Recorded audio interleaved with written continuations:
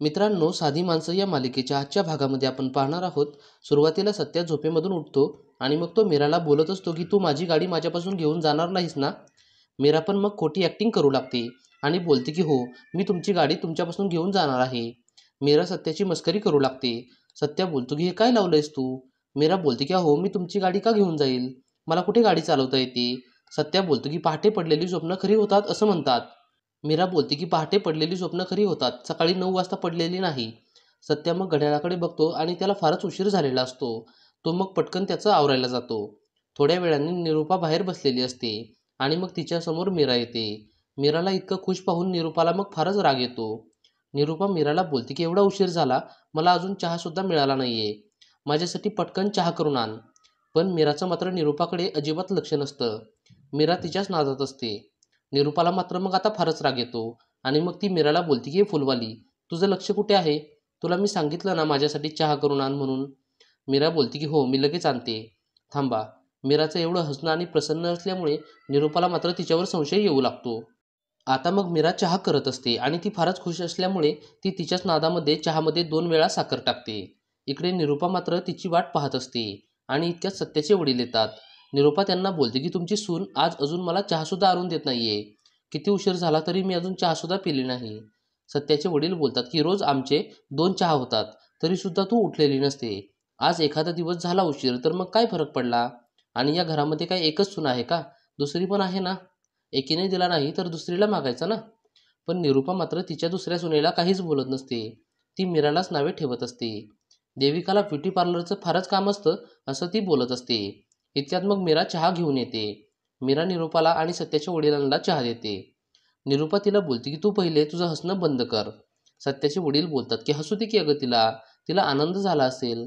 इतक्यात मग सत्याचा भाऊ पण आलेला असतो. मीरा त्याला पण चहा देते. निरूपाने चहा पिल्यावर चहा मात्र फारच गोड झालेला असतो. निरूपा बोलते की तुला काय माझी शुगर वगैरे वाढवायची आहे का, किती गोड केलाय हा चहा, साखर टाकली का काय केलंय.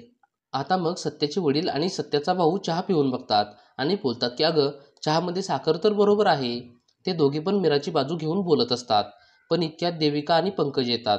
पंकज लगेच रवीला बोलतो की बघू इकडे, तो चहा मी पिऊन बघतो. रवी बोलतो की अरे, माझा उष्टा चहा तू कशाला पितोय. पण पंकज त्याच्याकडून बळजबरीने चहा घेतो आणि पितो. तो बोलतो की एवढा गोड चहा करून काय तुम्हाला मम्मीची शुगर वगैरे वाढवायची आहे का. आता मग निरूपा फारच रागावते आणि सर्वांना खवळू लागते. ती बोलते की तुम्ही सगळे काय मला येडं बनवत होता का, का तुम्हाला हिची एवढी कड घ्यायला लागते, काय खायला घातलं हिने काय माहीत तुम्हाला. इतक्यात आतून मग सत्या मीराला आवाज देतो आणि मग लगेच मीरा आतमध्ये निघून जाते. तिच्या पाठोपाठ लगेच हे दोघे पण मग आतमध्ये निघून जातात.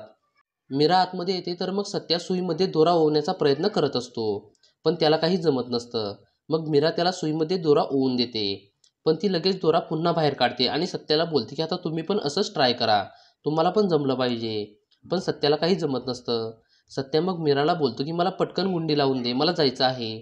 मीरा मग सुईमध्ये पुन्हा दोरा होते आणि सत्याला गुंडी बसवून देऊ लागते. पण सत्या बोलतो की थांब, मला सुई टोचल. तो मग मीराला शर्ट काढून देतो. मीरा गुंडी बसवताना बोलत असते की म्हणे सत्या दादा, आणि साधं सुई टोचायला सुद्धा घाबरतोय. सत्या मग तिला बोलतो की तुला कधी सुई टोचली आहे का. मीरा बोलते की नाही.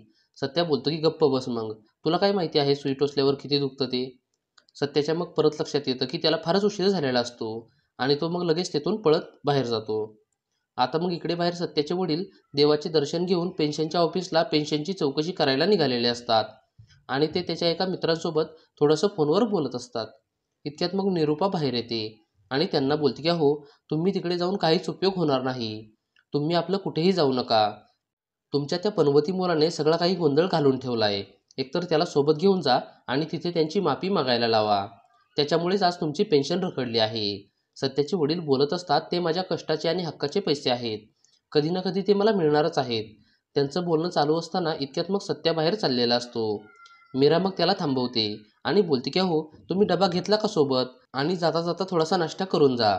सत्या बोलतो की नाही, मला फारच उशीर झालेला आहे, तू जेवून घे, मी नंतर जेवण करतो. मीरा बोलते की तुम्ही जेवण जर केलं नाही तर मला जेवण जाणार आहे का. तुम्ही बाहेर काम करणार, इथे काय मी घरीच आहे, त्यामुळे तुम्ही 2 घास तरी खाऊन जा. सत्या मात्र नको बोलत असतो. तर मग इकडे सत्याचे वडील त्याला बोलतात की अरे, ती इतकी विनवणी करत आहे तर मग खा ना तिच्या आग्रहासाठी थोडंसं, 5 मिनिटं उशीर झाला तर काय फरक पडणार आहे. मीरा पण बोलते की माझा नवरा उपाशी गेल्यावर मला किती वाईट वाटेल आणि मग ती सत्याला तिच्या हाताने घास भरवू लागते.